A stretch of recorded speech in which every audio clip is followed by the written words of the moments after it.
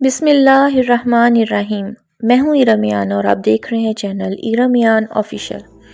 آگے بڑھنے سے قبل تمام نئے آنے والے قارئین سے گزارش ہے کہ اگر انہوں نے ابھی تک ہمارا چینل سبسکرائب نہیں کیا تو برائے مہربانی سبسکرائب کیجئے، بیل آئیکن کے بٹن کو پریس کرنا مت بھولیے گا تاکہ نئی آنے والی اپڈیٹس آپ تک پر وقت پہنچتی رہیں۔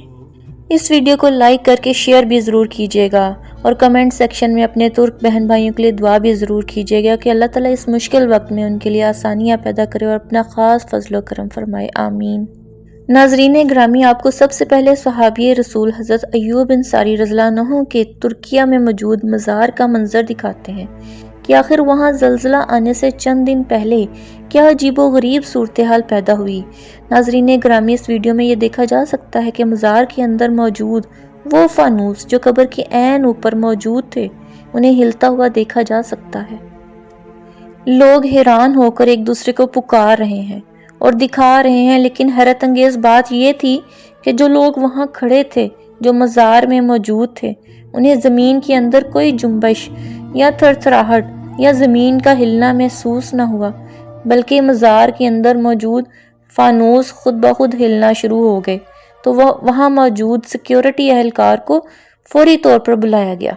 انہوں نے بھی اس تمام صورتحال کا جائزہ لیا اور کچھ وقت کے لیے وہاں موجود زائرین کو ہٹا دیا گیا اور انہیں باہر نکال دیا گیا، لیکن کوئی نہیں جانتا تھا کہ یہ خاموشی کس بہت بڑے طوفان کا پیش خیمہ ہے۔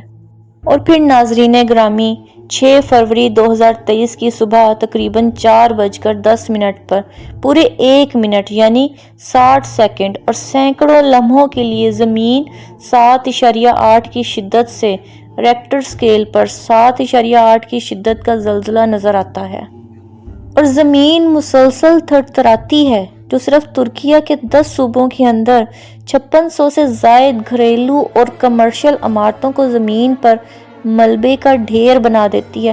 اور نہ صرف یہ بلکہ ترکیہ، شام اور اردن سمیت اس خطے کے تمام ممالک کے اندر زلزلے کے یہ جھٹکے محسوس کیے جاتے ہیں۔ اور سلسلہ یہاں نہیں رکتا، بلکہ اسی شام دوبارہ پھر سے 7.5 شدت کا زلزلہ آتا ہے، اور اب تک مجموعی طور پر 300 کے لگ بھگ یہاں پر آفٹر شاکس آ چکے ہیں۔ لیکن ناظرین گرامی، سوال یہ پیدا ہوتا ہے کہ انسان تو انتہائی ترقی کر چکا ہے، یہ جدید دور ہے، ہر طرف جدت کے نعرے لگائے جاتے ہیں، سائنسی ترقی انسان کو اس حد تک لے جا چکی ہے کہ جہاں آج سے چند برس پہلے کا انسان تصور بھی نہیں کر سکتا تھا۔ تو سوال یہ پیدا ہوتا ہے کہ اتنی بڑی تباہی سے پہلے کیا زلزلہ آنے کا کسی کو پتہ نہیں تھا؟ کیونکہ عمومی طور پر دوسری بڑی تباہی سیلاب ہوتا ہے، جس کا سامنا پاکستان کو چند ماہ پہلے ہی کرنا پڑا۔ اس حوالے سے سیلاب کی پہلے سے خبر دے دی جاتی ہے کہ ممکنہ طور پر یہ پانی سیلاب کی صورت اختیار کر سکتا ہے۔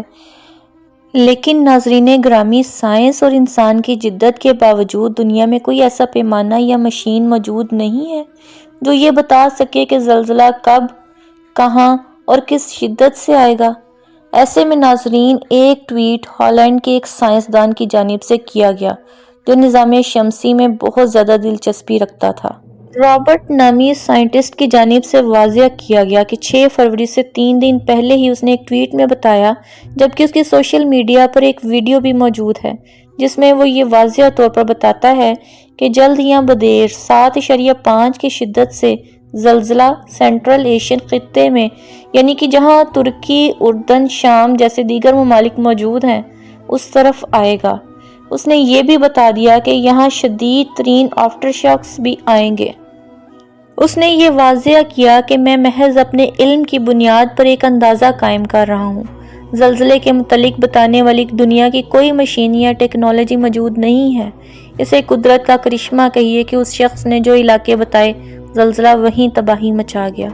زلزلہ اسی شدت سے آیا جس کی اس نے پیشن گوئی کی، اور اس نے ترکی اور شام میں ایسی تباہی مچا دی کہ گزشتہ 100 برس کے دوران ایسا زلزلہ نہ کسی نے دیکھا نہ سنا۔ اب تک مجموعی طور پر ملبے سے 10,000 لاشیں نکالی جا چکی ہیں۔ 1.5 کروڑ سے زائد افراد بے گھر ہو چکے ہیں، جبکہ اقوام متحدہ کا کہنا ہے کہ اموات کی تعداد 20,000 سے بھی تجاوز کر سکتی ہے۔ آنے والے ہفتوں میں جب ملبے کو مکمل طور پر ہٹا دیا جائے گا تو یہ اندازہ ٹھیک سے قائم ہو سکے گا کہ مجموعی طور پر کتنے لوگ اس زلزلے میں لقمہ اجل بن گئے۔ اللہ رب العزت سے یہ دعا ہے کہ جو لوگ اس دنیا سے رخصت ہو گئے، اللہ ان کے درجات کو بلند کرے، اور وہ لوگ جو اس روئے زمین پر موجود ہیں، ترکی اور شام کے مسلمانوں کے لیے اللہ آسانی پیدا کرے، اور بے شک وہی اس تباہ حال انسانیت کو بحال کرنے والا ہے۔ آمین یا رب العالمین۔